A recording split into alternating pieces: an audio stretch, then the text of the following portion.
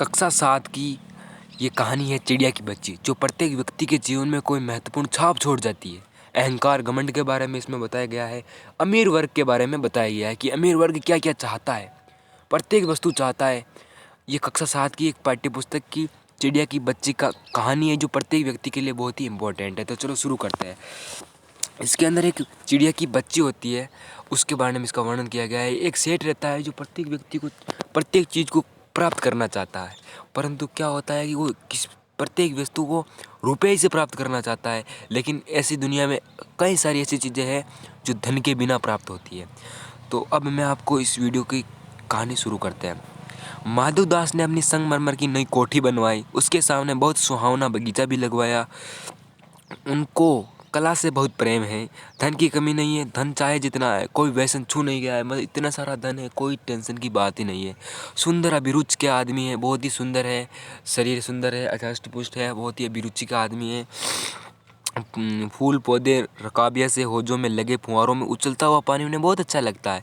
मतलब गार्डन के अंदर पानी पाइपलाइनों से जब वो फुहारा होता है तो उसमें बहुत ही आनंद मिलता है। समय भी उनके पास काफ़ी है, अधिक धन है तो समय भी उनके पास काफ़ी है। शाम को जब दिन की गर्म ढल जाती है तो आसमान कई रंग का हो जाता है। तब कोठी के बाहर चबूतरे पर तख्त डलवाकर मसनद के सहारे वे गलीचे पर बैठते हैं और प्रकृति की छटा निहारते हैं। इनमें मानो उनके मन की तृप्ति मिलती है। मित्र हुए तो उनसे विनोद चर्चा करते हैं, नहीं तो पास रखे हुए फर्सी हुक्के की सटक को मुँह में दिए ख्याली ख्याल में संध्या की स्वप्न की बातें गुजार देते हैं। मतलब उनके पास इतना समय है, उनके पास इतनी सारी कंफर्टेबल वस्तु है जिसकी मदद से वो शाम गुजारते हैं। उनके पास वो अफीम वो पीते हैं, गांजा पीते हैं आराम से, और अपना और ख्यालों में ही अपना जीवन व्यतीत करते हैं, शाम को अपना जीवन व्यतीत करते हैं। आज कुछ बादल थे, एक दिन की बात है। घटा गहरी नहीं थी, धूप का प्रकाश उनमें से छन छन कर आ रहा था। माधुदास मसनद के सहारे बैठे थे। उन्हें जिंदगी में क्या स्वाद नहीं मिला, पर जी भरकर भी कुछ खाली सा रहता है। देखो, उनके पास धन है, वैभव है, संपूर्ण सभी प्राप्त वस्तुएं हैं, लेकिन फिर भी उनका मन नहीं भरा है। वो सोचता है कि प्रत्येक वस्तु मेरी हो जाए। उनका मन खाली सा रहता है। वो कहते हैं ना, लोभ अहंकार, तो इनके मन में यही था, लोभ था, अहंकार था। तो ये सोचता है कि प्रत्येक गरीब वर्ग मेरा हो जाए, सब चीज़ें मेरी हो जाए। और ये इनके मन में कभी शांति नहीं थी। खूब धन वैभव संपत्ति होने के बावजूद भी इनके मन में कभी भी शांति व्याप्त नहीं हुई थी। उस दिन संध्या समय उनके देखते देखते सामने की गुलाब की डाली पर एक चिड़िया आन बैठी। चिड़िया बहुत सुंदर थी, उसकी गर्दन लाल थी, गुलाबी होते होते किनारे पर जरा नीली पड़ गई थी। पंख ऊपर से चमकदार थे, स्याही थे। उसका नन्हा सा सिर तो बहुत प्यारा लगता था, और शरीर पर चित्र विचित्र चित्रकारी थी। चिड़िया को मानो माधवदास की सत्ता का कुछ पता नहीं था, और मानो तनिक देर का आराम भी उसे नहीं चाहिए था। कभी पर हिलाती थी, कभी फुदकती थी, खूब खुश मालूम होती थी। अपनी नन्ही सी चोंच से प्यारी प्यारी आवाज़ निकाल रही थी। तो एक दिन सेठ जी है ना, अपने बगीचे में बैठे हुए थे, आराम से चिंतन कर रहे थे। तो उस समय क्या हुआ कि चिड़िया आई। चिड़िया मानो एक ऐसी चिड़िया है जिसे कोई अहंकार नहीं है, कोई लोभ नहीं है। उसे अगर उसे एक तो माता का प्रेम चाहिए, और उसकी माता का प्रेम चाहिए, और बस खाना मिल जाए, वही भी बहुत बड़ी बात है। और खाना से अपना जीवन व्यतीत कर लेती है। उसे सेठ की मोह माया को इसका कोई पता नहीं है। उससे सोचता है ये तो इनका कोई पता, इनका कोई महत्व नहीं है। चिड़िया इनका कोई महत्व देती ही नहीं है। इंसान इन्हें इतना महत्व देता है, पर वो चिड़िया की बच्ची है ना, इन्हें कोई महत्व नहीं देती है। तो इसकी कहानी का इसका वर्णन किया गया। तो आगे बढ़ते हैं कि बहुत ही आनंद आएगा इस कविता में। माधवदास को वह चिड़िया बन मनमानी लगी, एक बड़ी मनमानी लगी। उसे लगा कि यार मेरे बगीचे में आए, और यार ये क्या है यार, इसे लगा। उसकी स्वतंत्रता बड़ी प्यारी जान पड़ती थी। मतलब वो बिल्कुल अनजानी थी, किसी पूरे संसार को अपना परिवार मानती थी वो चिड़िया। तो वो चिड़िया डाल पर आकर बैठ गई। लेकिन सेठ ऐसा था कि अहंकारी था, लोभी था। वो प्रत्येक वस्तु पर अपना अधिकार जताने वाला था। तो उसने कहा कि जिस स्थान पर आप बैठे हो ना, वो स्थान मेरा है। तो आगे कहानी में बहुत बड़ा आनंद आएगा। चल पड़ता है।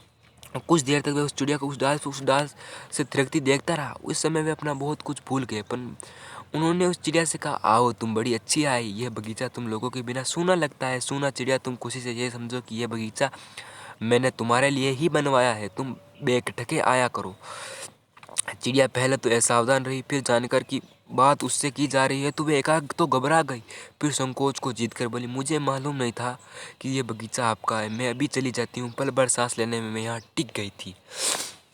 तो सेठ ने क्या सोचा कि इसे मैं लोभ दूंगा, धन का लोभ दूंगा, वैभव का लोभ दूंगा तो क्या होगा, ये मेरी हो जाएगी और मैं मेरा मतलब उसको आनंद मिलता था उस चिड़िया को देखकर। तो उसने कहा कि तुम मेरे यहाँ आया करो, मैं तुम्हें धन वैभव संपत्ति से परिपूर्ण कर दूंगा।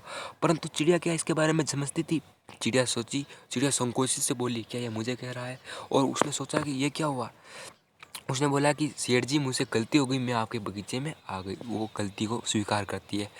तो आगे देखते क्या, बगीचा आपका है, मैं अभी चली जाती हूँ। वो सोचती है कि मुझे ये सेठ कोई घमंडी लगता है, इस सेठ ने अधिकार जताया, तो उसने सोचा कि मैं अभी यहाँ से चली जाती हूँ, क्योंकि उसे धन वैभव की कोई महामाया अहंकार कोई नहीं है। वो बस अपना जीवन स्वच्छंदवाची विचारधारा की चिड़िया है।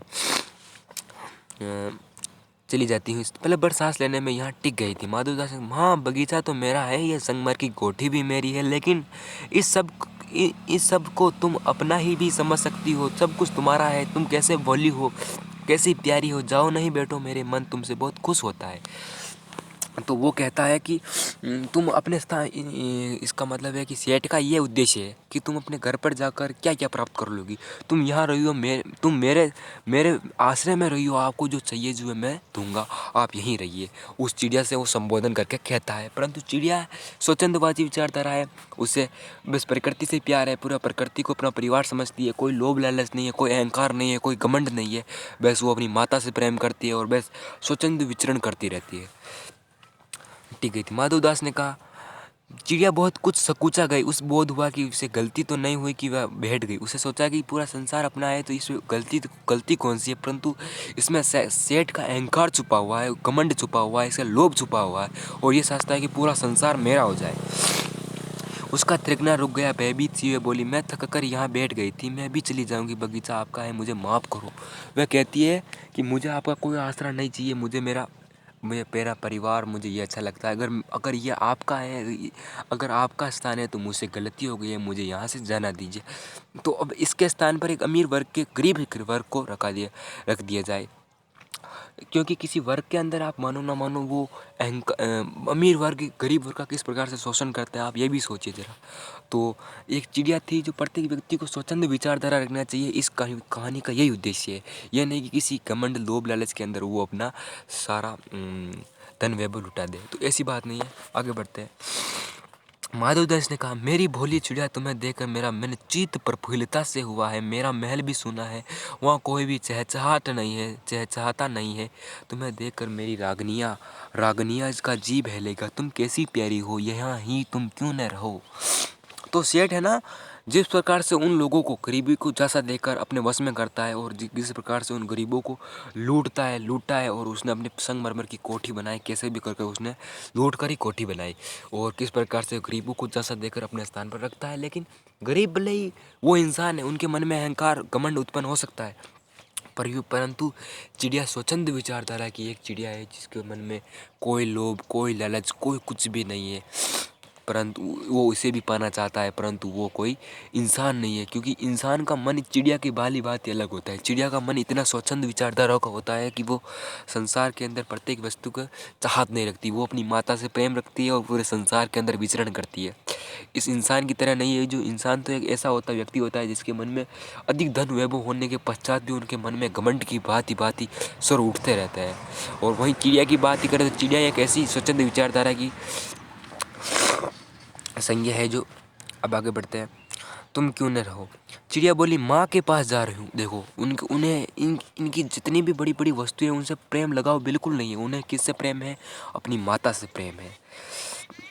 माता से प्रेम है तो उसने बोला कि चिड़िया बोली, मैं माँ के पास जा रही हूँ। सूरज की धूप खाने, हवा से खेलने, फूलों से बात करने में जरा घर से उड़ आई थी, अब सांझ हो गई और माँ के पास जा रही हूँ। अभी भी मैं चली जा रही हूँ। आप सोच न करें, आप मत सोचें कि मेरा जीवन कैसा है। मैं अपने जीवन को भली भांति जी जानती हूँ।